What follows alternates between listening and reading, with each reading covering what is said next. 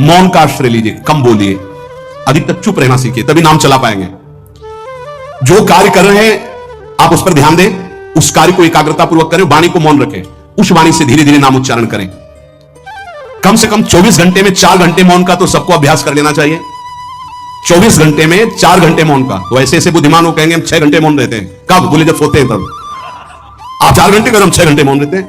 24 घंटे में हम 6 घंटे मौन रहते हैं, बहुत बुद्धिमान है।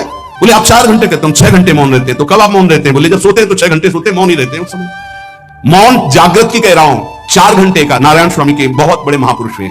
तुम 4 घंटे मौन का अभ्यास करो, ऐसा निकालो 2 घंटे, 2-2 घंटे करके 24 घंटे में 4 घंटे मौन। उस समय हम किसी से बात नहीं करेंगे, नाम जप करेंगे।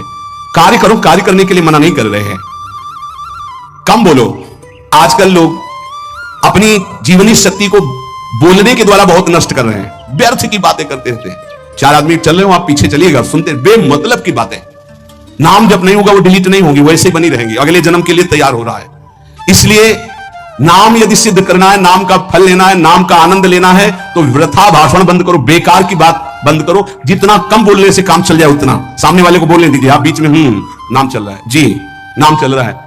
जब कोई आवश्यक बात हुई, पवित्र शब्द बोल दिया, नहीं चुपचाप सुनो ना। उसको लग रहा है कि आप संभाषण कर, मान लो रिश्तेदार है, नातेदार है, मित्र, अब आप व्यवहार में हैं, आप सीधे ये तो नहीं कह सकते हमसे बात मत करो, नहीं, हाँ बात कीजिए, लेकिन आप कम बोलिए, उसको बोलने दीजिए, आप नाम जप कीजिए, जरूरत भर बात कीजिए। बात में भगवान की चर्चा हो तो कोई बात नहीं, अगर प्रपंच की चर्चा है तो बचने की कोशिश कीजिए। अपने संबंधियों, अपने दोस्तों, अपने व्यवहारियों से व्यवहार, दोस्ती, संबंध शिथिल कीजिए, तभी नाम में प्रीति होगी। अगर ये अब हमारे दोस्त आ गए हैं तो फिर वो दोस्त छूट जाएगा नाम, अब बातें शुरू हो गई प्रपंच की। धन्य है ऐसी बुद्धि जो प्रियजनों से भी संभाषण केवल भगवत वाक्यों का, अन्यथा नहीं। इसीलिए इस मार्ग को वर्ण करना बहुत कठिन है। एक ऐसा तुम्हारा निवास स्थान होना चाहिए अलग, जिसमें अपने रिश्तेदार, नातेदार, व्यवहारियों का प्रवेश ना हो। आपकी शैया अलग होनी चाहिए। अगर नाम जापक नाम सिद्ध करना चाहता है, नाम का फल लेना चाहता है, नाम निरंतर चलाना चाहता है, तो जिस आसन पर आप बैठते हैं उसी में प्रपंची, विषयी, सांसारिक वृत्ति वाले बैठेंगे तो भजन की वृत्ति नहीं बन पाएगी। एक ऐसा, वैसे होते हैं घरों में बैठने वालों का अलग, लेकिन साधन कक्ष अलग होना चाहिए अपना। किसी का यदि प्रवेश ना हो तो आप देखेंगे कि आपके साधन के परमाणु आपको आप बैठे तत्काल विक्षेप रहित करके भजन में लगा देंगे। अगर घर में ऐसा कुछ ना हो तो एक आसन अपना अकेला रखें, जिस पर आप शयन करें, वो आसन केवल आपका ही होना चाहिए। अगर वो सार्वजनिक बैठने के लिए ही है, ऐसी व्यवस्था नहीं, तो आसन समेट कर अपना अलग रख दीजिए और दूसरे आसनों पर बैठा लिए, फिर वो आसन हटाकर जब आप शयन करें तो आपका आसन होना चाहिए। इसका बहुत बड़ा प्रभाव पड़ेगा। कोई भी ऐसा दृश्य या पुस्तक ना पढ़े जो वासनात्मक हो और प्रभु के नाम से आपको विमुख कर दे। अखबार आदि, समाचार आदि, ये हमारे चिंतन को नष्ट करते हैं। अगर नाम जब करना है, निरंतर नाम स्मृति बैठा ली, एक घटना कई मिनट तक विक्षेप देती है। ऐसा हुआ, कैसे लोग हैं, अब उसमें तो समाचार ही हो रहे हैं, सैकड़ों बातें हो रही, पेपर है तो सैकड़ों बातें लिखी है, क्या क्या, अब वो सब दिमाग में भर गई।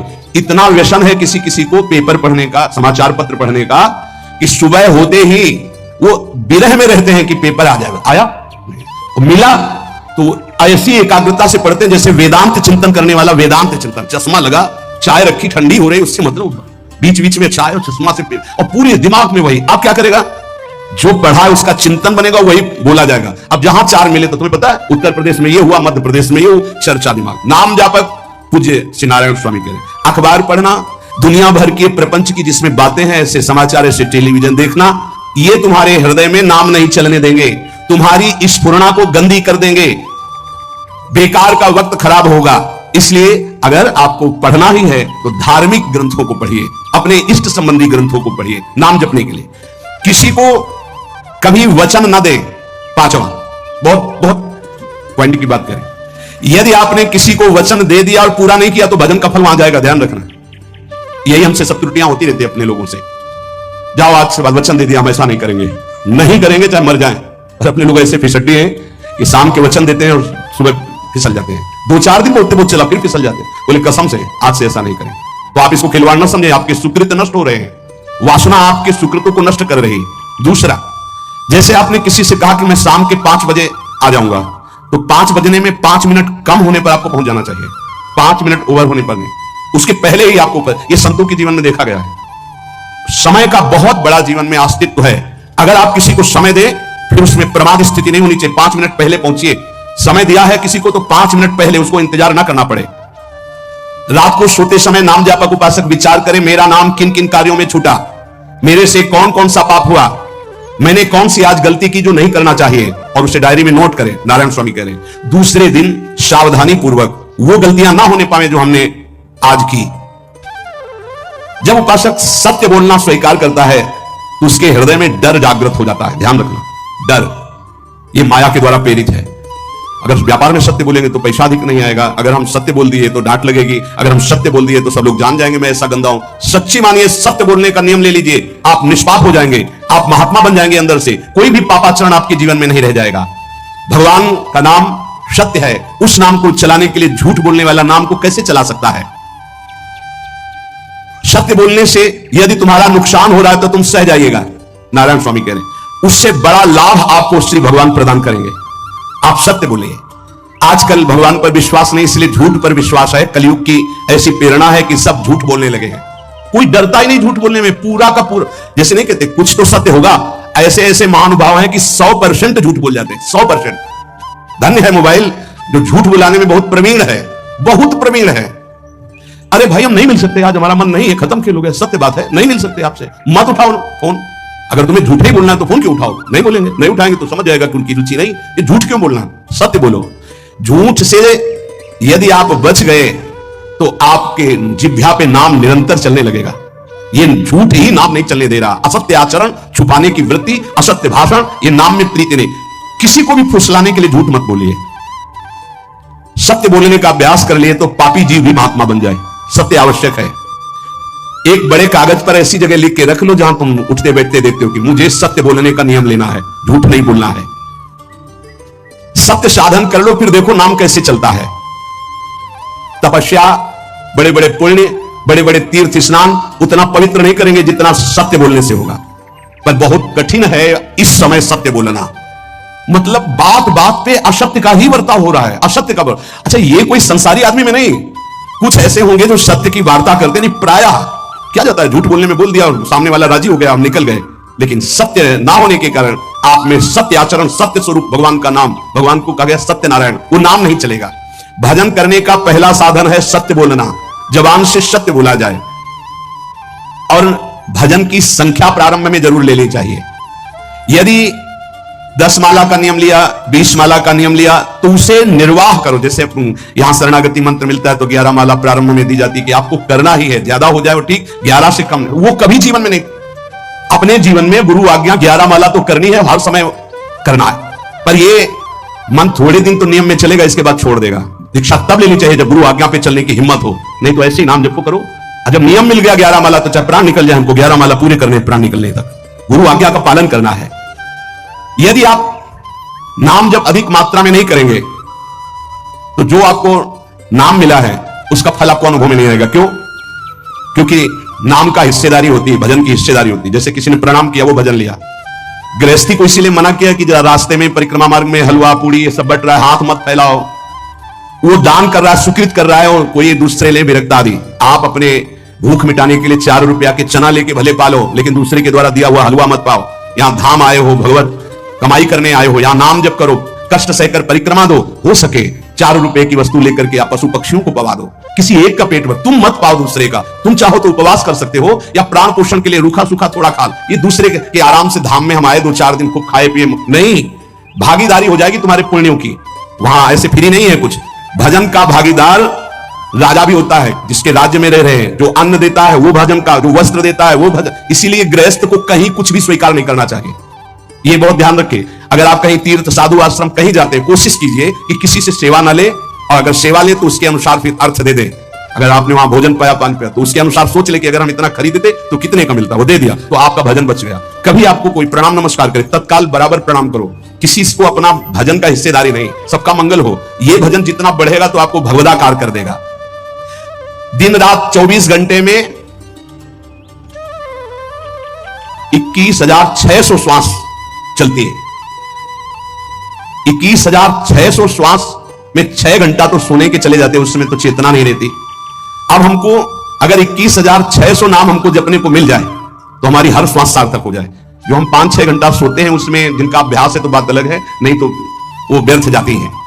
तो हमें एक श्वास में कई नाम जपने का अभ्यास करना चाहिए, जिससे 200 माला फेरने पर ये 21,600 श्वासों की गणना पूरी होती है। अगर हम 200 माला का नियम ले तो इतना हो सकता है। तो हमें लगता है अगर हर समय माला नहीं ले सकते तो श्वास वाली माला बहुत अच्छी रहती है। श्वास में 4 बार खींचो, 4 बार नाम लेते हुए छोड़ो। दूसरा साधन, एक छोटी माला ले लें, जो आजकल तो काउंटर चला है। काउंटर में ज्यादा सुविधा संसार के क्रियाओं में रहने वालों को होती कि अपनी जेब में डाल लिया। तीसरा साधन वो बहुत कठिन है, मन की वृत्ति से नाम जप करना। माला, श्वास और मन की वृत्ति, उसमें श्वास की भी गणना का ध्यान नहीं रहता, उसमें केवल चिंतन होता है, चल रहा है। पर ये आखिरी स्थिति होती है, इसी के बाद वो परिपक्व अवस्था होता है। जिह्वा से धीरे धीरे नाम उच्चारण करते हुए, ये पहला अभ्यास है। प्रारंभिक को एकदम मानसिक में नहीं पहुंचने की चेष्टा करनी चाहिए, 2-4 नाम के बाद मन प्रपंच में फंसा देगा। दूसरा अभ्यास कंठ में, जैसे हम जिह्वा से इसे वाचिक जप कहते हैं, मंत्र नहीं होगा, ऐसे नाम होगा, फिर उपांश ऐसे, फिर कंठ से चलता है, फिर हृदय से चलने लगता है, फिर नाभि से चलता है। जिसका नाभि से चलने लगता है उसका परावाणी के द्वारा भजन, वो सिद्ध पुरुष कहा जाता है। 4 वाणी, परापश्यंती, मध्यमा, वैखरी। वैखरी जो बोल रहे हैं, जो कंठ से, फिर हृदय से पश्यंती, परा नाभि से, मूलाधार केंद्र से लेकर के संपूर्ण ब्रह्मांड में इसमें नाम गूंज रहा है, वो सिद्ध पुरुष का होता है। पहला अभ्यास जिह्वा हिला करके शुरू करें, राधा राधा राधा राधा। फिर कंठ से, कभी हमारे सदगुरुदेव भगवान को देखना, अगर कोई आ गया और बातचीत का हुआ तो यहां से तत्काल चलता दिखाई देता है ना, कंठ ऐसे ऐसे हिलने लगता है कंठ, और शांत बैठे तो फिर नहीं दिखाई। अगर कोई है आसपास तो इतनी तीव्रता लगन होती कि कहीं छूट ना जाए नाम। कंठ से विशिष्ट अभ्यासी का, फिर हृदय से परिपक्व अभ्यासी का, और नाभि से सिद्ध महापुरुष का, परावाणी से चलता है। अगर 1 वर्ष तक जिह्वा से अभ्यास किया जाए, ये मैंने किया है, नारायण स्वामी कहते हैं, तो दूसरे वर्ष में कंठ से प्रारंभ हो जाता है। 2 वर्ष कंठ से चले तो अगला हृदय से प्रारंभ हो जाता है, और हृदय से 3 वर्ष चले तो फिर नाभि से 7 वर्ष में नाम सिद्ध हो जाएगा। अगर नियम पूर्वक झूठ ना बोले, सत्य आचरण करे, ऐसे नाम जप करे। हम ये कहते हैं कि चलो थोड़ा धीमे ही सही, पर 12 वर्ष में तो आपको सिद्ध हो जाना चाहिए। 12 वर्ष, यहां बोले 30 वर्ष के, 50 वर्ष हो गए साधन करते, जो कहते हो कोई परिवर्तन नहीं, इसका मतलब अंदर से नाम नहीं चलाया जा रहा, नाम में रुचि नहीं। 12 वर्ष में तो भगवत साक्षात्कार करके जागृत स्वप्न सुषुप्ति अवस्था पर विजय प्राप्त कर लेता है साधक। ऐसा ही स्वामी जी ने किया, नारायण नारायण नारायण नारायण नारायण, ऐसी सिद्धावस्था हो गई थी। एक टाट की लंगोटी, एक रस्सी कमर में, बस। बड़े ही उच्च कोट, और बहुत बड़े अरब खरबपति घर के बालक थे। सारी सिद्धियां उसके पैरों में लौटने लगती हैं, जिसका नाभि से भजन प्रारंभ हो जाता है, परावाणी से। अजपा जाप उसे ही कहते हैं जो नाभि से होता है। अजपा जाप करने वाले उपासक में जो अजपा जाप करने की चाह रखते हैं, पहला भोजन पर ध्यान दे, सात्विक भोजन, पवित्र भोजन। भाई नाम का स्वाद नहीं मिला तो कुछ लोग जो है बहुत प्रसन्न होते हैं जब सांसारिक पदार्थ आता है। बड़ी कृपा श्री ठाकुर जी की रही है कि इस विषय पर जो है बहुत परिपक्व किया है। रोटी नहीं मिली, फिर बड़ी रसगुल्ला की तो बात जाने दो। गंगा का किनारा, गांव में जाना नहीं, जो आकाश वृत्ति से वहां आ जाए वही। आप लोगों को तो रोटी तो मिल रही है। पहला नाम सिद्ध करने के लिए भोजन सात्विक और थोड़ा, अगर एक समय पाके निर्वाह कर लो तो अच्छा, नहीं तो 2 समय, 3 समय पाने का तो अधिकार ही नहीं साधक को। भगवान की बड़ी कृपा है, जब भूख थी तब था नहीं, और जब है तो भोजन नहीं पा सकते। वो बड़ा लीला बिहारी, जब भूख थी तब भोजन नहीं, और जब भोजन है तो नियम कानून इसके लग गए हैं, ये इतना इतना। दूसरा, पहला भोजन पर पवित्र। देखो नाम जप के लिए बहुत आवश्यक है, यही जीवन है कि अगर आप नाम जप करने लगे तो हमारा बोलना, हमारा जीना सार्थक हो जाएगा। अगर नाम जप आपको करना है तो पवित्र भोजन होना चाहिए। 2 टाइम भोजन पाना है तो थोड़ा थोड़ा पाओ, पेट ना भरने पाए, ऐसा ना लगने की वजन बढ़ गया है। वजन बढ़ गया है तो भजन घट गया है, वजन घट गया है तो भजन बढ़ गया है। देखो तुम्हारे संसारिक संबंधी माता पिता चाहेंगे कि तुम्हारा चिकना शरीर होना चाहिए, हष्ट पुष्ट होना चाहिए, लेकिन हम चाहेंगे कि तुम्हारा भजन पुष्ट होना चाहिए, भगवदाकार वृत्ति होना चाहिए। शरीर तो आज है, कल नहीं रहेगा, चाहे जितना चिकना कर लो। संसारिक माता पिता के प्यार में और गुरु के प्यार में यही अंतर है। वो आपके स्वरूप को पुष्ट करेगा तो शरीर तो अपने आप, मन प्रसन्न है तो वो स्वस्थ है, अस्वस्थ होने पर भी स्वस्थ है। अगर शरीर स्वस्थ है और काम वासना है, नाना प्रकार की चिंताएं, ये थोड़ी माता पिता दूर कर पाएंगे। वो तो तपस्या और साधना से ही दूर होती है, ध्यान रख लीजिए। अधिक भोजन पाना, शरीर को बहुत पुष्ट बलवान कर लेना, तो हर इंद्रियों को भोग देना पड़ेगा आपको। वो कोई तपस्वी होता है, जो तपस्वी होता है वो संयमी होता है, जो संयमी होता है उसके चर्बी नहीं होती, ध्यान रखना। युक्ताहार विहार से प्राण पोषण के लिए केवल शरीर में अन्न जाए तब नाम में प्रीति होगी। खाते खाते अनेकों जन्म व्यतीत हो गए, वर्षों व्यतीत हो गए, अरे अब तो भजन कर लो, कहां तक खाओगे, ये नरक कुंड है, डाला विष्ठा बन गया। नींद, एक नियम बना लो कि इतना ही सोना है। पता नहीं सोने में कौन सा सुख, नींद में केवल एक बात का सुख होता है, आपका संसार का चिंतन नहीं होता, तो आप जो शांत रहते हैं वो सुख होता है, लेकिन वो तमोगुणी सुख है। अगर आप जागृत में संसार का चिंतन न होने दें और भगवत चिंतन करें तो आप महापुरुष हो जाएंगे। सो के जीवन क्यों बर्बाद करते हैं? एक टाइम रखिए सोने का, बस। ये कोई तुम्हारा सुख नहीं है, ये तमोगुणी सुख है। निद्रा आलस्य प्रमादोत्तम तत्तामस मुदाहृतम। तो एक बात समझ लो, यद तज्ञ विष्णु परिणामे अमृतोपमम, जिसमें विष जैसा शुरुआत में लगता है उसका परिणाम अमृत होता है, और जिसकी शुरुआत अमृत जैसी लगती है उसका परिणाम विष होता है। प्रातःकालीन उठ करके सत्संग में आना विष जैसा लगता है, लेकिन उठ के आ रहे हो तो इसका फल अमृत होगा। ब्रह्म मुहूर्त में सो रहे हैं, जीवन बर्बाद कर रहे हैं, अरे ब्रह्म मुहूर्त में उठिए, स्नान कीजिए और सच्चिदानंद भगवान में चित्त को जोड़िए। ये विष जैसा लगता है, परिणाम अमृत जैसा होता है। तीसरा, 24 घंटे में 1 घंटे का तो एकांतवास करना सीख ही लो, चाहे गृहस्थ हो चाहे कोई भी हो। 1 घंटे हमसे कोई बात नहीं करेगा, अपने दरवाजा बंद, थोड़ा 1 घंटे कोई ऐसा समय निकालो जिसमें चित्त को केवल श्री कृष्ण से जोड़ो, प्रियाजू से जोड़ सको। चौथा, विरक्त साधक, तकिया गद्दा, ये सब चीजें अगर लगा के सोओगे तो नाम जप नहीं होगा। देखो, हितधाम में कुशासन और एक ईंट कुशासन के नीचे, सर्दी में ओढ़ने के जो हमारे कंबल थे वो आटे का बोरा बलराम जी ला के देते। जीवन को यदि आप कसौटी पे नहीं कसेंगे तो भजन नहीं होने वाला। अब तो शरीर रोग से ग्रसित है, आप चाहे जहां रखो चाहे जैसे रखो, प्रिया जुझारे, जब तक हमें भगवदाकार वृत्ति ना हो जाए तब तक विषयों को स्वीकार नहीं। ऐसे हैं साधक, बड़ा सुख मिलता है। एक ऐसे पड़ा हुआ है आसन, उनके कमरे में जाके देखिए, केवल आसन ही है। कितने ऐसे साधक राधा के कुंज में रहते हैं जिनकी चटाई केवल है, न तकिया है न गद्दा है न कोई, उसी चटाई को ऐसे खड़ा कर दिया, बिछा लिया, बस उसी में पड़े, भोजन मिला पा लिया, ऐसे रह रहे हैं। कमरे में देखो जाके तो ऐसा लगेगा कि इसमें कोई रहता ही नहीं, कुछ है नहीं, केवल चटाई है। तकिया गद्दा विशेष विलासिता की वस्तुएं तो नाम जप नहीं होने वाला, ध्यान रखना। जहां पड़े आराम से नींद आ जाएगी, सो जाएंगे, और जब तो नींद उतनी आएगी जितनी आवश्यकता है। भजन का खजाना तिजोरी में रखें, कभी किसी से बताएं नहीं कि आपका भजन कितने माला कितना होता है। पूज्य नारायण स्वामी जी कह रहे हैं, भजन को खजाने में रखने का मतलब है लूटने वाले डाकू माया भेजती है, काम क्रोध लोभ मोह मद मत्सर आदि, और प्रिय गृहस्थ भगत आदि। कैसे प्रिय गृहस्थ? स्वामी जी अब ये सब आप ही कहा है, बहुत बीमार है, आप देखना, ठीक है, दूसरे की दुख निवृत्ति करना संत का स्वभाव होता है, पर हम जिस मार्ग के पथिक हैं हमारा कर्तव्य है, हमारे पास हमारे प्रभु के सिवा कोई नहीं, हमारा जो कुछ है वो प्रभु है। ए भैया, जैसा श्री जी चाहेंगे वैसा मंगल करेंगे, ये शब्द होना चाहिए, उससे उसका भी मंगल होगा, आपकी भक्ति पुष्ट होगी।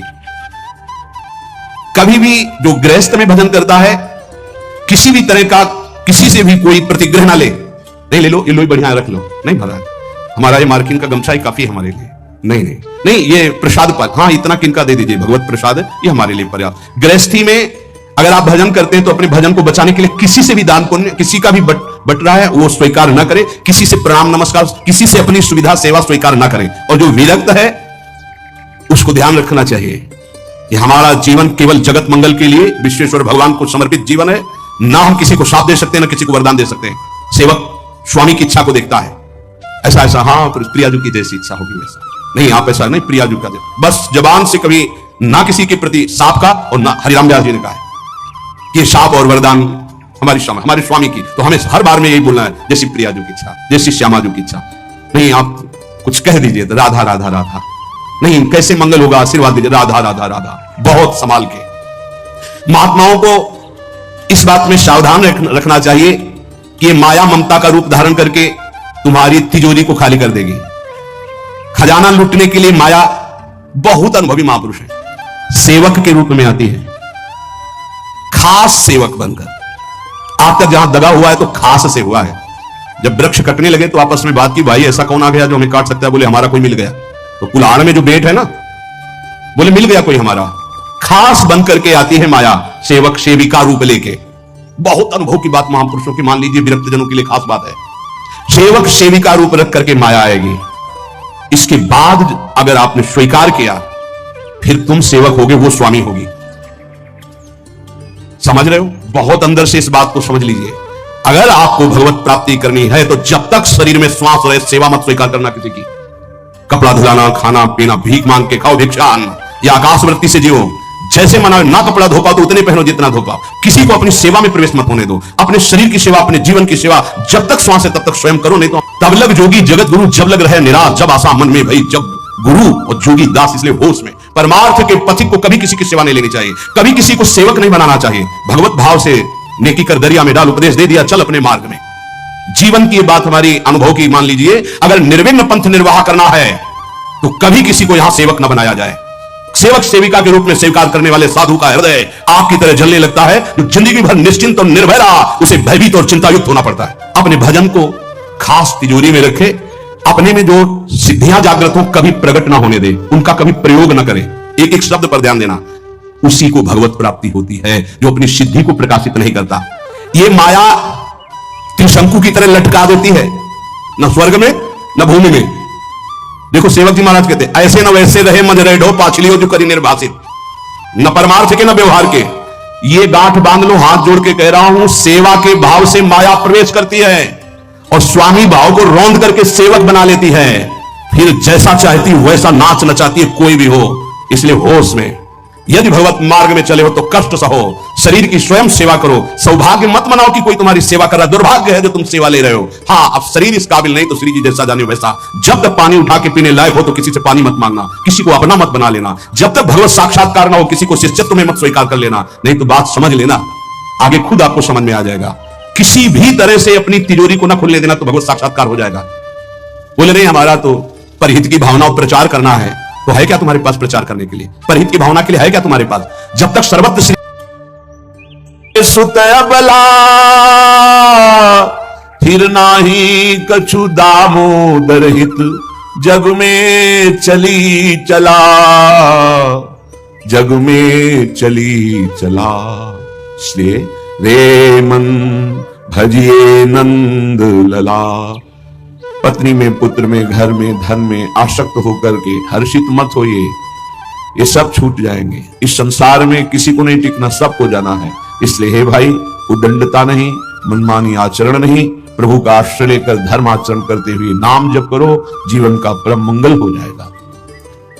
उपासक अपने इंद्रिय मन को किसी भी उत्सव का निमित्त बनाकर, किसी आनंद में प्रफुल्लित होकर या किसी विक्षेप को प्राप्त होकर कभी किसी विषय को स्वीकार ना करें। बहुत ध्यान से सुनना, एक दिन की छूट तुम्हारे जीवन भर के लिए वो संस्कार रूप में फांसी बन जाएगी। ऐसी जगह आपको फंसा देगी, निकलना मुश्किल हो जाएगा।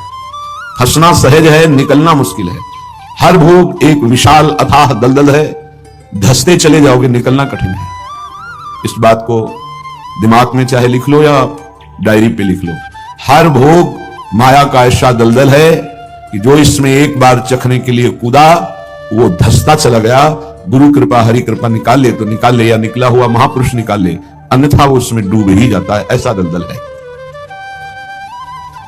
जिससे वृंदावन धाम का आश्रय मिला, राधा नाम जपने को मिला, रसिकों का संग मिला, मानो प्रभु हमें बुला रहे हैं संसार चक्र से दूर करके अपने निज लीला रसास्वादन के लिए, लीला पात्र बनाने के लिए ये सब संयोग बैठा है। श्रीपाद कह रहे हैं ऐसा वृंदावन जहां अत्युत्कृष्टे सकल विधया श्रील वृंदावनेस्मिन् दोषान् दृष्टान् निजहत दृशा वास्तवान् ये वदन्ति तादृक् मूढ़ा हरिहरि मम प्राण बाधेप्य दृश्याः संभाव्याव कथमपि नहि प्राय सर्वस्य हास्याः। हे भाई, तुम्हें यदि वृंदावन वास मिल गया है या आश्रय मिल गया है, आप 2-4 दिन के लिए ही वृंदावन को आए हैं, तो आप अपने भाग्य को सौभाग्य में बदलें, दुर्भाग्य में नहीं। यहां दोनों काम हो जाएंगे। आपका भाग्य सद्भाग्य में बदल जाएगा और अगर असावधान हुए तो आपका भाग्य दुर्भाग्य में बदल जाएगा। बहुत पावर है, बहुत पावर है। जो ही आप असत वृत्ति करेंगे तो वही पावर आपको असत की तरफ बढ़ा देगा। ध्यान रखना, भगवान की छाती से धर्म का प्रादुर्भाव हुआ है, भगवान की पीठ से अधर्म का। और दोनों भगवान से ही प्रकट हुए, धर्म और अधर्म, और दोनों सामर्थ्यशाली हैं। पीठ जो भगवान से विमुख है उनके ऊपर अधर्म का, और जो भगवान के सन्मुख है उनके ऊपर धर्म का प्रभाव पड़ता रहता है। श्रीधाम वृंदावन आ गए, लेकिन दुर्भाग्य की रचना कर डाली। क्या? यहां के वासियों की निंदा करने लगे। पहले एक महात्मा पधारे थे, तो उन्होंने कहा कि हम बहुत अंदर से परेशान हैं, हमारा भजन नष्ट हो गया। कई दिन हो गए, अगर 1 2 3 दिन तक भजन में बाधा पड़ रही तो भोजन का प्रभाव है, और इसके आगे अगर बढ़ गया तो फिर वैष्णव अपराध पक्का, दूसरा कोई और तो छोटी मोटी बातें सब भस्म हो जाती भजन करने वाले की। पहली बात, भोजन अशुद्ध हुआ तो 2 3 दिन, तो उनका नहीं तो बहुत लंबे समय से उनका वैष्णव अपराध। बोले हाँ हमको भी आभास होता है, तो वैसा ऐसा। यहां श्रीपाद कह रहे हैं, श्रील वृंदावनेश्विन दोषान दृष्टान निज हत दृशा, वो अपना नाश करने का, दुर्भाग्य लिखने का कार्य शुरू कर दिया। क्या? वृंदावन के वासी में दृष्ट दोष देखना, वर्तमान में जो दोष दिखाई दे रहे हैं। बोले है दोषी इसलिए देखता हूं, नहीं देखो, वह श्री जी का कृपा पात्र है, आज नहीं तो कल वो महापुरुष बन जाएगा। अर्थात जो महापुरुषों की गति वो उससे प्राप्त हो जाएगी। वो धामवासी है, प्रियाजू ने स्वीकार किया है। आपका क्या अधिकार है कि आप उस पर दोष दर्शन करें? तो कह रहे हैं जो वृंदावन धाम में वास करते हैं उनके दृष्ट दोषों को दिखाई दे रहा है, ऐसा नहीं कि नहीं दिखाई दे रहा, आप आरोप लगा रहे हैं, दिखाई दे रहा है। दृष्ट दोषों को सत्य मान करके वर्णन करते हैं, उनकी निंदा करते हैं, तो आपका भाग्य दुर्भाग्य में बदल जाएगा। यदि आप ये विचार करके कि श्री जी की लाडले हैं, इनकी बाहरी बात है पर इनके ऊपर बहुत कृपा है, आज नहीं तो कल ये सब सुधर जाएंगे क्योंकि लाडली जी के कृपा पात्र हैं, बात बन गई। ऐसे मूर्ख लोग अपना संकट स्वयं चयन कर लेते हैं, जो दूसरों की, वृंदावनवासी की दोष दृष्टि से निंदा आदि करते हैं। बहुत निकृष्ट बात है, इसे कभी स्वीकार न करें। सच्ची कहते हैं, देखो अपने सब पावन भूमि में बैठे हैं, निंदा तो अपनी करनी चाहिए। अंदर से देखो, ईमानदारी से देखो, जो हमारे अंदर कूड़ा करकट है इसकी निंदा करनी चाहिए कि मैं बहुत नीच हूं, हम पर इतनी कृपा है लाडली जी की, इतना दुलार कर रहे हो, हम उनकी दुलार को ठुकराए चले जा रहे हैं। वो कह रहे हैं दाहिने चलो, हम बाएं बढ़ते चले जा रहे हैं, पर वो कृपा ही करती जा रही है। हम कभी एकांत में बैठकर नहीं रोए मैं कितना नीच अपराधी हूं कि अपने इतने करुणा में स्वामी का विरोध कर रहा हूं, उनके विरुद्ध चल रहा हूं, जबकि प्रतिकूल विसर्जनम, बिल्कुल विसर्जन कर देना, आज के बाद कोई गलती नहीं होगी। पर हम गलती पे गलती करे जा रहे हैं। श्री जी इस बार माफ कर दो, आगे से फिर किया, श्री जी इस बार माफ कर दो, फिर वही वो माफ करती चली जा रही है। हमसे गलती होती, जब हम ये देखेंगे तो हम दूसरे को देखने लायक ही नहीं। हम क्या दूसरे को देखें? हम अच्छे हो तो दूसरे को देखें, और जब सच्चाई में तुम अच्छे हो जाओगे तो दूसरे के दोष नहीं दिखाई देंगे, सब में अपने प्रभु दिखाई देंगे। इसलिए श्रीपाद कह रहे, मूर्ख लोग अपने संकट को बुलाते हैं, संकट का निर्माण करते हैं। ये बहुत भयावह बात है कि किसी वैष्णव या किसी वृंदावनवासी की निंदा बिल्कुल भूल कर मत करना। ये ब्रजवासी जन भगवान के लाडले हैं। देवराज इंद्र को भ्रम हो गया, घुटनों पे आ गए, तब भगवान ने क्षमा किया। जाओ, त्रिभुवन पति घुटनों पे बैठे थे इसी रज में, ये जो गोविंद कुंड है ना, घुटनों के पर थे, नाथ क्षमा कर दो, जाओ। ऐसा अहंकार मत करो कि तुम्हारे द्वारा पूरी सृष्टि चल रही है। ये ब्रजवासी हमारे प्राण हैं, अगर इनको कोई संकट तो फिर हम उसको महासंकट में डाल देंगे। हमारे ब्रजवासियों को कोई ना छेड़े। भगवान कह रहे मेरे प्राण हैं ब्रजवासी जन।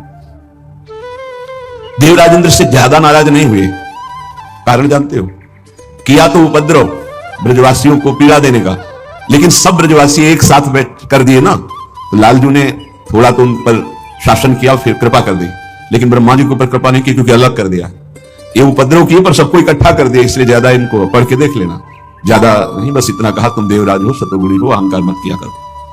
लेकिन ब्रह्मा जी तो कांप के चले ही गए, भगवान मुस्कुराए नहीं, क्यों? ब्रजवासियों को अलग कर दिया, तुम ब्रह्मलोक में मायामयी सैया पे सुला दिया, हमारे प्राण प्यारे ब्रजवासियों का अपराध करते हो, तो आज तक ब्रह्मा जी का प्रवेश नहीं ब्रज में, बात समझ लो। वो मूर्ख हैं जो वृंदावन या ब्रजवासी जो वास कर रहे हैं उनके प्रति दोष दृष्टि करें।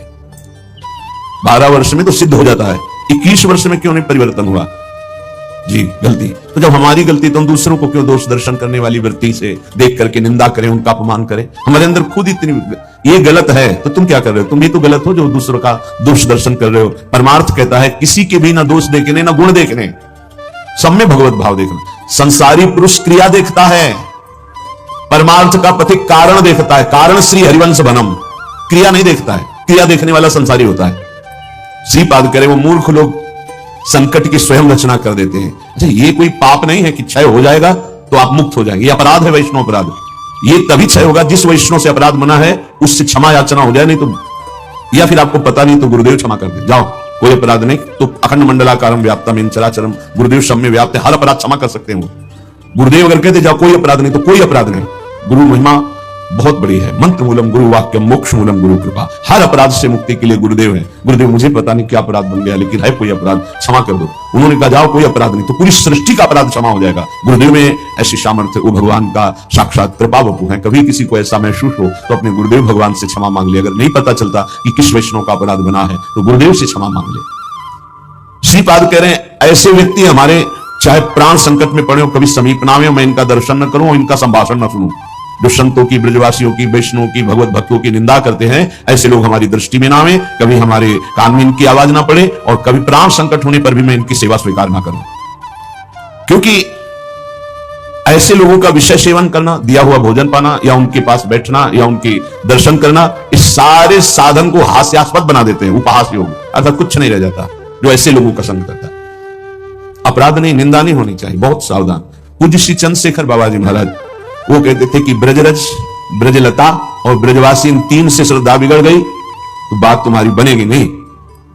उनके श्रीमुख के शब्द थे कि तुम रेगिस्तान में वास कर लो तो तुम्हारा कल्याण हो सकता है, लेकिन ब्रजवासी, ब्रजरज, ब्रजलता, इनका अपमान अपराध करोगे तो वृंदावन में तुम्हारा कल्याण होने वाला नहीं है। वो डायरी में लिखा हुआ पूज्य चंद्रशेखर बाबा जी महाराज, वे भी 25 वर्ष पहले की बात, प्रारंभ में ही दर्शन के लिए। यहां श्रीपाद करें ऐसे मूर्ख लोग अपने संकट का स्वयं निर्माण कर लेते हैं। किसी भी विषय में क्यों ना हो, जो वृंदावन वासियों की निंदा करते हैं उनका मैं दर्शन न करूं, कभी संभाषण न करूं, कभी दिया हुआ कोई पदार्थ या विषय सेवन ना करूं। उपासक को सावधान रहना चाहिए। अपना काम बनाने आए हो कि तुम यहां सृष्टि सुधारने आए हो? देखो तुम्हें पक्की बात बता दे, भगवान भी पूरी सृष्टि को नहीं सुधारे। जब अवतार लिया तो जो भगवान की शरण में हुए, सन्मुख हुए, उन्हीं का उद्धार हुआ। ध्यान रखना, चाहे काम से, चाहे द्वेष से, चाहे राग से, चाहे भक्ति से, कैसे भी अवतार के समय जो भगवान से जुड़े वो परम पद को प्राप्त हुए। भगवान के अवतार के समय हम लोग भी होंगे कीड़ा मकोड़ा, दीमक, चींटी चीटा जो बने होंगे, तो हमारा उद्धार नहीं हुआ। जो सन्मुख हुए, नाम जप किया, उन्हीं का उद्धार हुआ। ये बात पक्की समझ लो। तो भगवान अवतार लेकर के जगत मंगल के लिए आए, पर जो भगवान की शरण में हुए, सन्मुख हुए, उन्हीं का कल्याण हुआ। तो आज भी भगवान है, उनका नाम है, उनका रूप है, उनकी लीला है, ये उनका धाम है। जो सन्मुख होंगे, ठीक से चलेंगे, वो भगवान को प्राप्त होंगे। बहुत भय देने वाला प्रसंग है आगे का। महाप्रभु चैतन्य देव श्री रघुनाथ दास गोस्वामी जी के ऊपर अपार कृपा की, तो बहुत ही वैराग्यपूर्ण जीवन आपने कल सुना।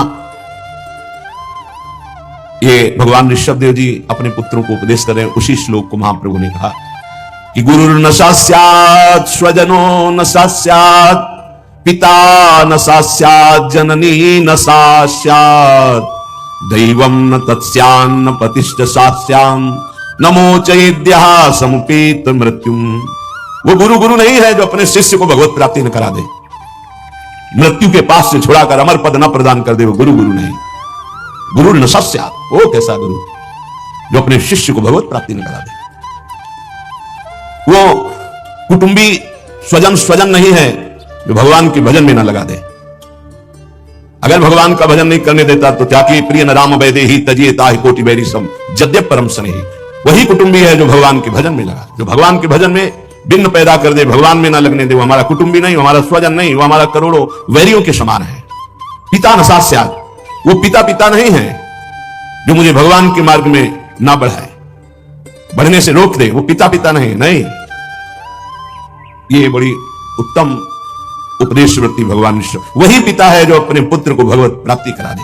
सास्यात् जननी, वही मां है जो भगवान के चरणारविंद में अपने पुत्र की वृत्ति बढ़ावे। लेकिन आजकल तो माता पिता बालक को वही सिखाते हैं जिससे उदर भर जाए। 3 बातें, पेट भर जाए, अच्छे कपड़े पहन लो, खूब भोग भोगने को मिले, यही शिक्षा है। इतने केवल लक्ष्य है। कह रहे सास्यात् जननी न सास्यात्, वो पिता नहीं, वो माता नहीं जो भगवान की प्राप्ति कराने का उपदेश न करे, नाम जपने का उपदेश न करे, वो नहीं है माता पिता। दैवम न तत्स्यान्न, यद्यपि दैव बड़ा माना जाता है, पर वो दैव किस काम का जो हमें भगवान का भजन ना करने दे, विमुख कर दे। और सही बतावे दैव कुछ है ही नहीं, हमारे कर्म ही हमारे दैव हैं। मानव जीवन मिला है इस दैव वाली बात को व्यर्थ कर देने के लिए। भजन करो इतना डट के, हर प्रारब्ध क्षीण हो जाए, हर कर्म भस्म हो जाए। दैव दैवालसी पुकारा, खूब नाम जप करो। कह रहे वो पाणी ग्रहण करने वाला पति पति नहीं है जो श्री कृष्ण की प्राप्ति करने में बाधा पहुंचा दे। जो श्री कृष्ण की प्राप्ति कराने का सहयोग दे वही पति है। जो संसार से मेरे को मुक्त करेगा वही गुरु, वही पिता, वही माता, वही भाई, वही स्वजन, वही पति, वही संबंधी, अन्यथा नहीं। बहुत हृदय संभाल करके सुनिएगा। निष्किंचनस्य भगवद भजनोन्मुखस्य पारम परम जिगमिशोर भवसागरस्य संदर्शनम विषयिणामथ योषितांच हा हंत हंत विषभक्षण मतोप्य साधु।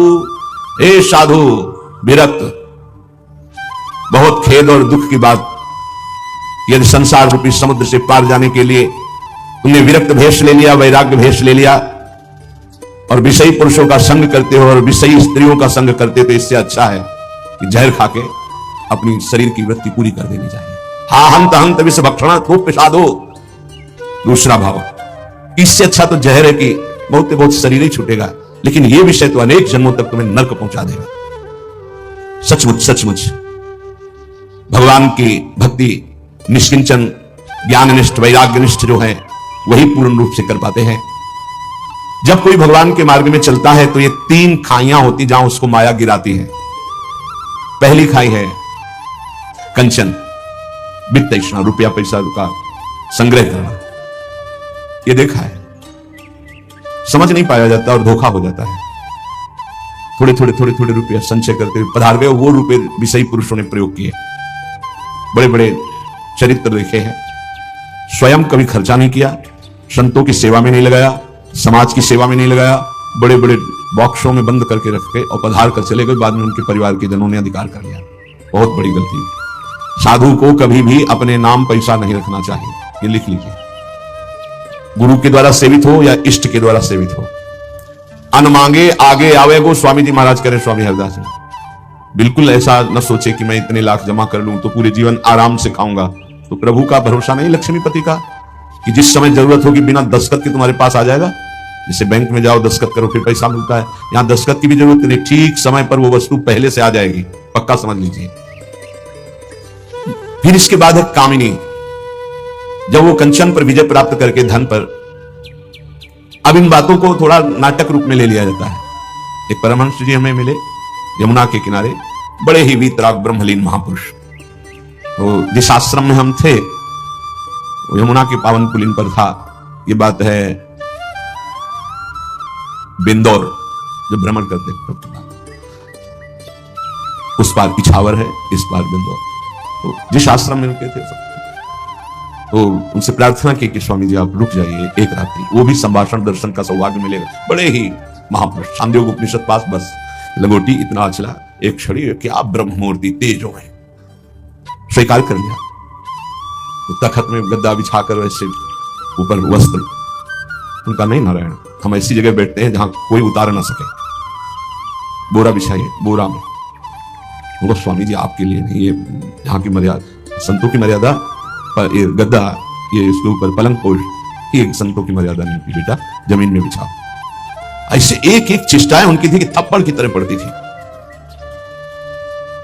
तो उनका महाराज, यहाँ के महंत कौन है, तुम हो? उनका नहीं महाराज जी, हम तो यहाँ विचरण करते हैं। अच्छा अच्छा अच्छा, यहाँ के महंत कौन? को बाहर गए हुए हैं। और महाराज जी वो भी बहुत त्यागी, पैसा नहीं लेते, पैसा नहीं लेते। इतनी जोर बालवत हंसे कस के बोले आश्रम नहीं का है जी, पैसा नहीं लेते? नहीं। तो कैसे चलता है? उनका जब वो जाते हैं और कोई दक्षिणा देता है तो ऐसे अचला में बंधवा, ये तो जो हंसे के आपसे अचला में बंधवा लेते, पैसा लेते नहीं। क्या है यार? तो उनका क्या नारायण तुम भी विरोध करते हो, ये है क्या? तो उनका सही महाराज जी बोले जब यहाँ आते तब तो उनका जो सेवा में रहते हो खोल लेते हो। फिर ऐसे काल बेटा ऐसे त्याग नहीं करते, इसे त्याग। उसी दिन उनके साथ कई 60 किलोमीटर एक सांस में चलते थे। हमारी तो हालत खराब हो गई, पीछे भागते हुए। हमका स्वामी जी 3 दिन के आगे चौथे दिन नहीं चल पाए, ब्रह्माकार वृत्ति लिए कमंडल 60 किलोमीटर तक चल, न खाना न पीना न कुछ। कोई बोल दे स्वामी जी कुछ पालो तो पाले, नहीं बोले तो एकदम पुष्ट। क्या उनका स्वरूप उन्होंने मतलब, जो 3 दिन साथ रहे, तो वैराग्य क्या क्या स्वरूप है, स्वरूप का क्या बोध है, कैसी अद्भुत उनकी ज्ञान निष्ठा। कैसा महापुरुषों का अगर एक क्षण भी संग मिल जाए तो जीवन का रंग बदल जाता है। 1 रुपया पास रहे और कभी भी किसी नगर में भिक्षावृत्ति नहीं करना, आकाशवृत्ति से जहां चल रहे हो का भारत की समस्त नदियों की 2-2 बार परिक्रमा हो गई, ऐसे महापुरुष। तो कंचन और कामिनी, कामिनी का तात्पर्य हर इंद्रिय संयोग से है और विशेषतः जनेंद्रिय के संयोग से है। जब साधक क्रॉस करना चाहता है माया को, कंचन को क्रॉस कर गया, तो फिर कामिनी का आकर्षण जिस कोटि का महात्मा होता है, साधक होता है, जिस कोटि का, अगर वो मृत्यु लोक की किसी कामिनी से परास्त हो सकता है तो उसे भेज दिया जाएगा, नहीं तो फिर स्वर्गलोक और नहीं तो फिर ब्रह्मलोक, और जब यहां से लेकर ब्रह्मलोक तक के भोग से परास्त नहीं कर पाते तब रिद्धियां सिद्धियां, इसके बाद भगवत प्राप्ति। एक परीक्षा का क्रम है। फिर तीसरा है कीर्ति, मतलब पहले में ही जैसे 1 लाख चले तो पहले में बहुत मार के गिरा दिए गए कंचन में, फिर कुछ बचे तो कामिनी में, फिर जो बचे तो कीर्ति में, जो कामिनी कंचन कीर्ति तीनों को पार कर गया, तभी वो कहा गया को एक पाव भगति जिमि मोरी दृष्टि शारदी कहूं कहूं थोरी। जैसे शरद में कहीं कहीं वर्षा होती है, ऐसे कोई बिरला मेरा भक्ति को प्राप्त, वही बिरला जो इन 3 पर विजय प्राप्त कर लेता है। इनमें ऐसे सुखों का आकर्षण ब्रह्मा जी ने रखा है, कामिनी कंचन कीर्ति। ऐसा लगता है तो भगवान तो मिल ही जाएंगे, देख लेते हैं। कंचन तजना सहज है, सहज तिया का ने मान बढ़ाई ईर्ष्या दुर्लभ तजनाए। आगे जो मान बढ़ाई बहुत बड़ी मंजिल अच्छे साधकों को गिरा देती है। चलन चलन सब कोई कहे बिरला पहुंचे कोई, जो इच्छा करी हो मन माही प्रभु प्रसाद कछ दुर्लभ नहीं। जो इच्छा करोगे प्राप्त हो जाएगा, इच्छा त्याग कर दोगे तो हरि गुरु मिल जाएंगे। अभी ना गुरु को पहचानते हो ना हरि को पहचानते हो, केवल मनुष्य व्यवहार करते हो, मनुष्य व्यवहार।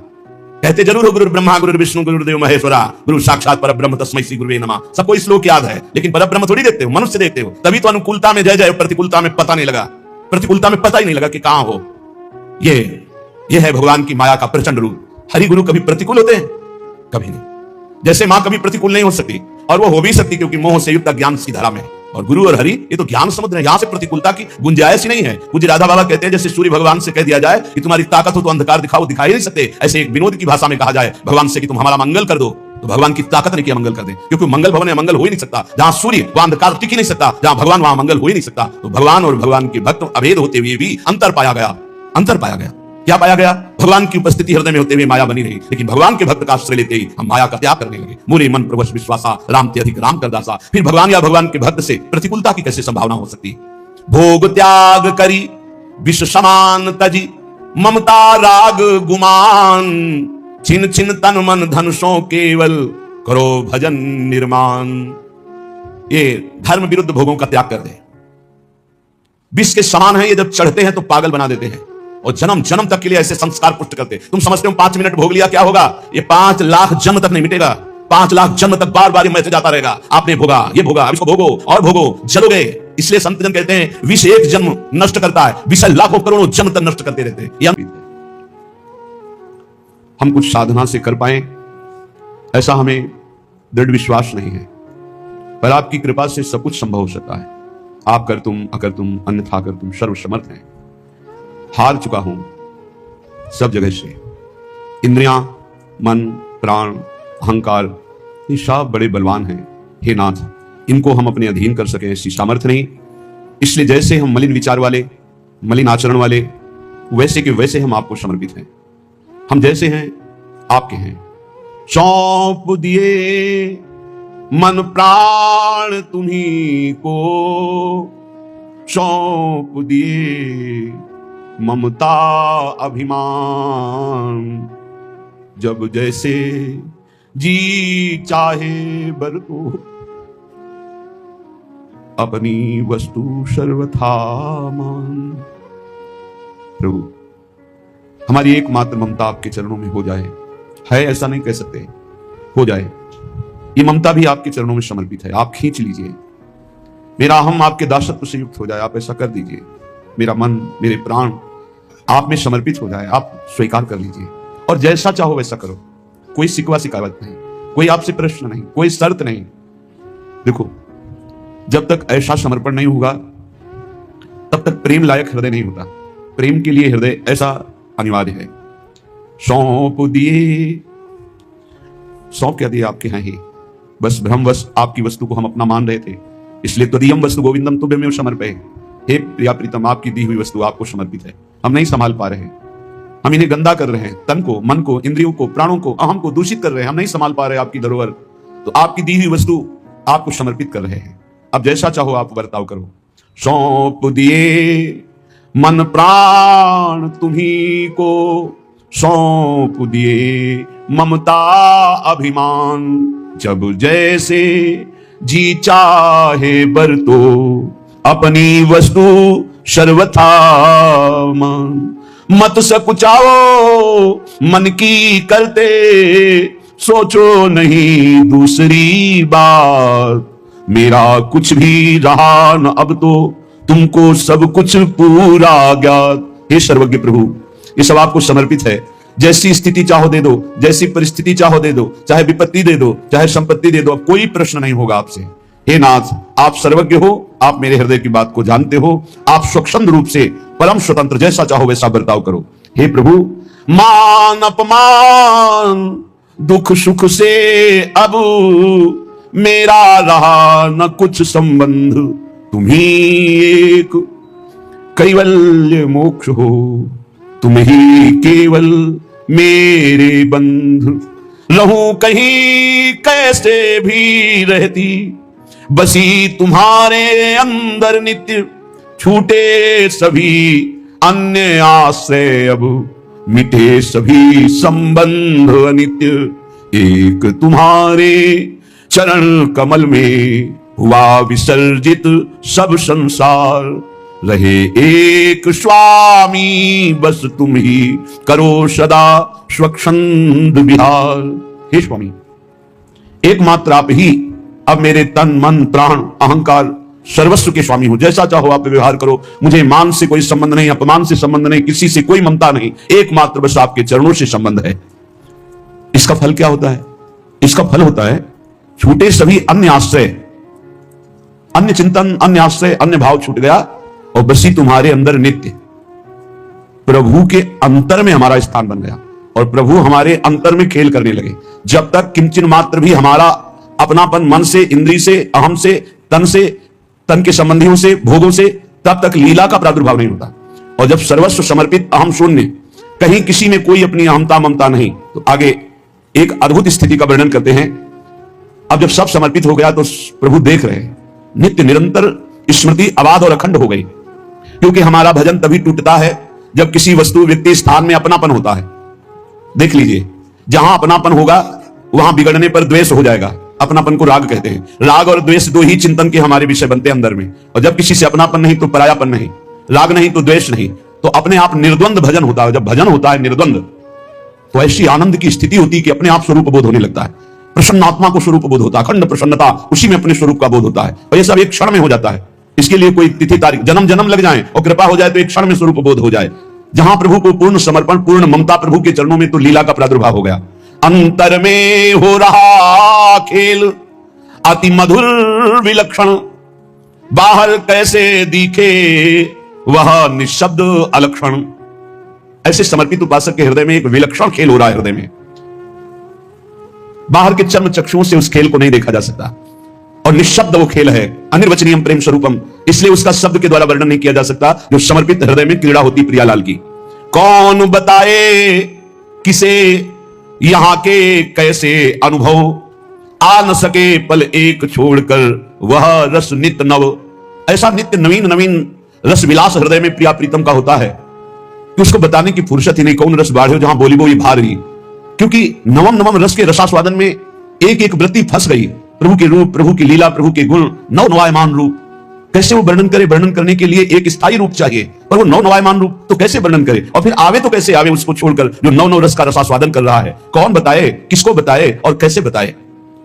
बाहर आते समय रोक देती वह लीला, भीतर ही है रमा रही वो चारु सुशीला। अद्भुत प्रभु की लीला।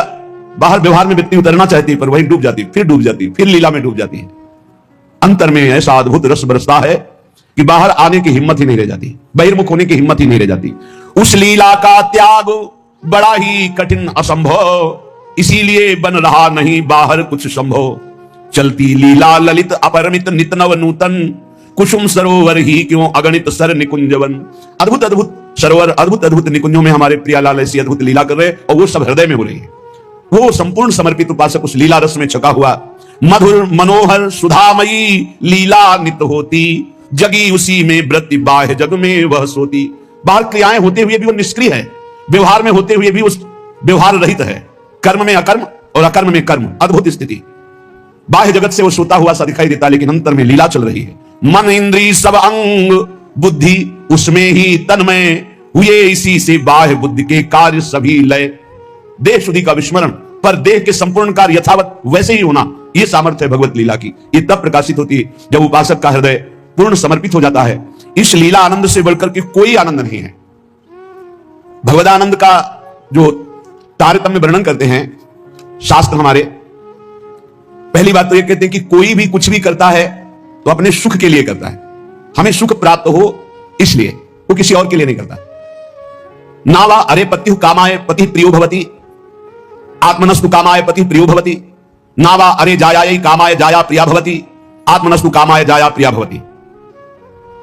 उपनिषद अर्थात वेद ऐसा कहते हैं, यहां परस्पर जो प्रीति है वो अपने सुख के लिए है, कोई किसी के सुख के लिए प्यार नहीं करता। जैसे नावा अरे पत्यु कामाय पति प्रियो भवति, अगर पत्नी पति से प्रीति करती है तो अपने सुख के प्रयोजन से करती है, पति के सुख का लक्ष्य नहीं होता।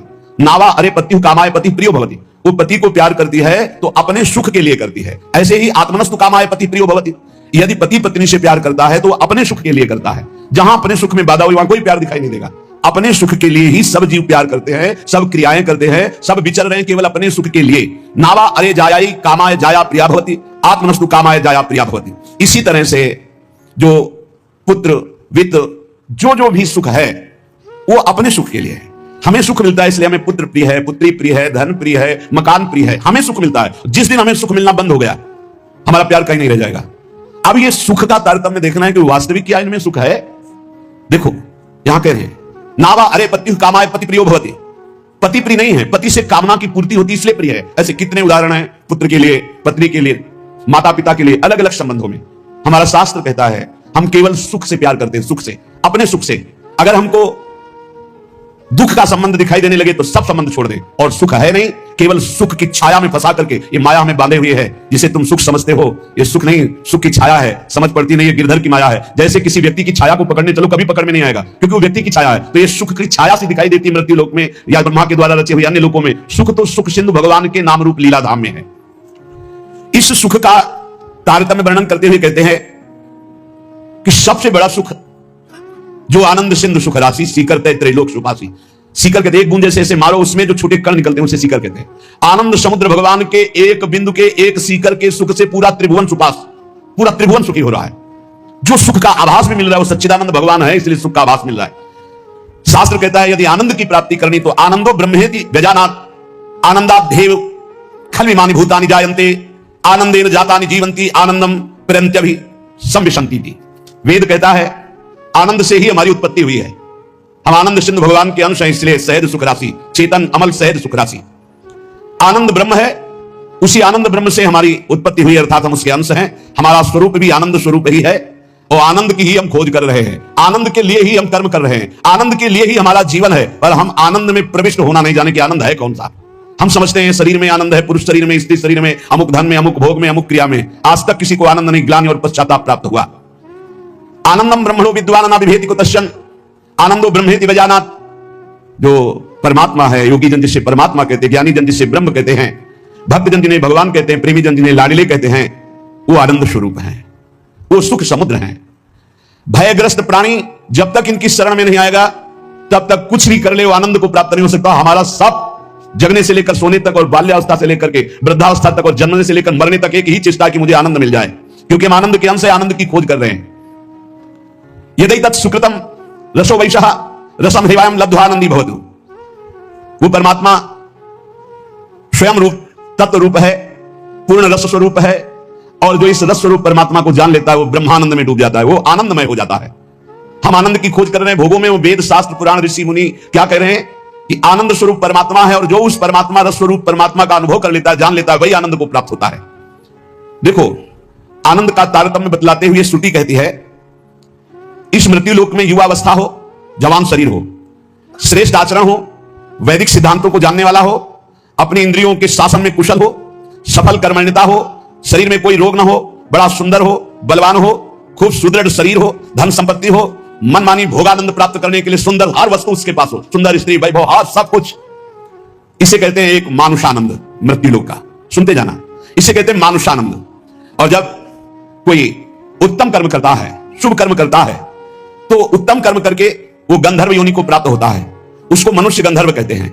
इस मनुष्य गंधर्व को मानुषानंद से 100 गुना बढ़कर आनंद प्राप्त होता है। मानुषानंद समझा? वैदिक सिद्धांत को जानने वाला, युवावस्था, सुंदर शरीर, रोग रहित और अपार धन संपत्ति, सुंदरियां, सब सुख मृत्यु लोक का, कोई सुख ऐसा नहीं कि इसके पास ना हो, उसे कहते हैं मानुषानंद। उस मानुषानंद से उत्तम कर्म करके जो गंधर्व योनि को प्राप्त हुआ, उसे मनुष्य गंधर्व कहते हैं। उस मानुष गंधर्व को मानुषानंद से 100 गुना बढ़कर सुख मिलता है, मानुष गंधर्व को। और उस मनुष्य गंधर्व के आनंद से 100 गुना बढ़कर के देव गंधर्व, जो देवता गंधर्व रूप में ये साधन करके गंधर्व बना, 100 गुना मानुषानंद से बढ़कर, और उस मनुष्य गंधर्व से देव गंधर्व को 100 गुना बढ़कर के, ये देव जाति स्वयं प्रकट हुई गंधर्व योनि में, इस आनंद का 100 गुना आनंद बढ़ करके पितृलोक में जो वास करते हैं, पितरों को, उनसे 100 गुना आनंद, जो स्मृति शास्त्रोक्त कर्मों का आचरण करके, यज्ञ आदि करके उसके फलस्वरूप देवता बने, उन्हें अजानज देवता कहते हैं। पितरों से 100 गुना आनंद बढ़ करके अजानज देवता को प्राप्त होता है, और अजानत देवता से बढ़कर 100 गुना देवताओं को आनंद प्राप्त होता है, जो देव योनि में सीधे प्रकट हुई है। इनका 100 गुना आनंद बढ़कर के वसु को प्राप्त होता है। देवताओं से भी 100 गुना बढ़कर आनंद वसु को, वसु से भी 100 गुना आदित्यों को, नित्य देवता।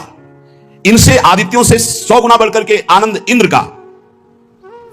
देखो कितना तारतम्य है आनंद का। और इंद्र के आनंद से 100 गुना आनंद बढ़कर के बृहस्पति जी का, बृहस्पति जी के आनंद से 100 गुना आनंद बढ़कर के प्रजापतियों का, दक्ष प्रजापति आदि। ऐसे प्रजापतियों के 100 गुना आनंद बढ़कर के परमेष्ठी पद, ब्रह्मा के पद में, और जिनको ब्रह्मलोक तक कहीं आसक्ति नहीं है, ऐसे जो ब्रह्मनिष्ठ श्रोत्रीय महापुरुष हैं, उनके उस अखंडानंद का तो वर्णन ही नहीं किया जा सकता, जिसे मोक्ष सुख कहते हैं। इस प्रकार सर्वोपरि हुआ ब्रह्मानंद, जो ब्रह्म सुख परमेष्ठी पद है, उससे भी कई गुना बढ़कर के ब्रह्मानंद है, सर्वोपरि आया ब्रह्मानंद।